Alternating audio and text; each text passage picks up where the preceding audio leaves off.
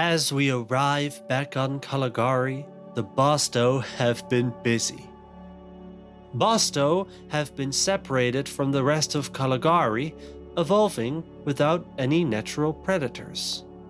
Though there are sometimes altercations between individuals, the concept of survival of the fittest has never been a part of their history. They didn't evolve to be able to run fast or fight well. The only real danger they faced was the occasional predator that snatched the Bosto up as it went too far in the water.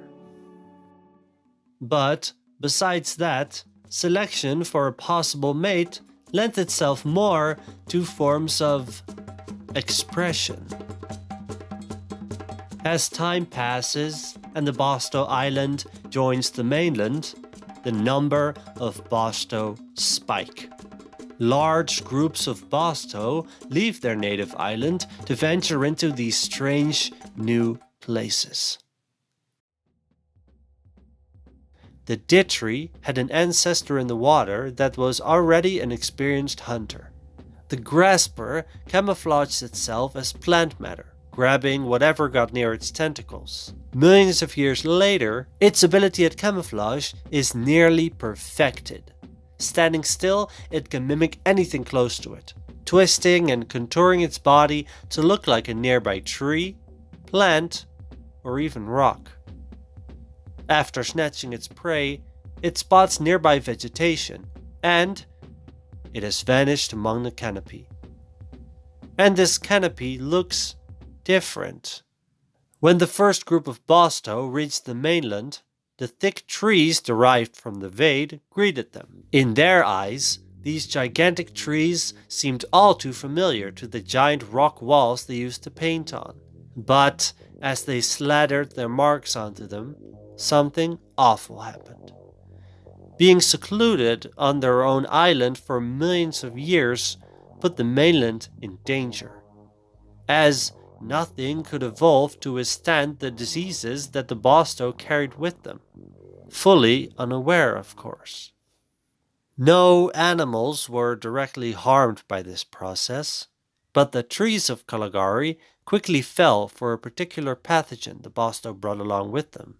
Most, if not all, plant matter fell. Without the food to sustain them, a great extinction occurred, bringing us to the start of our new timeline. The Great Dying pushed species into strange new niches, and caused some on the brink of extinction to rise back to a more sustainable ledge. Scuttlers, those small spider-like creatures with a grasper on the front of its body, split into loads of different subspecies. While most remained small, a group of these scuttlers went for the offense, turning their graspers into a sharp spike and their front two legs into two pinchers, causing even more damage to their prey. Before the Great Dying, these creatures dwindled in numbers, growing from mere inches to almost 3 meters tall. They have taken over most niches on this strange new forest floor. With their huge webs of roots, their effective way of spreading, and the abundance of new niches to fill, these new mushrooms found a surprisingly interesting way of spreading throughout the mainland. Their new way of transport? Animals like the evolved ancestors of pods, the Podocteron. Digested, these mushroom spores can survive for days, giving them the ability to spread wherever the Podocteron relieves itself. In the next episode, we will find out if our fungi friends succeed in taking over the dominating niche that the tall Vade trees conquered for millions of years. And did the stalkers survive this total annihilation of most plant life? Find out in the next episode of the speculative evolution of Kalagari.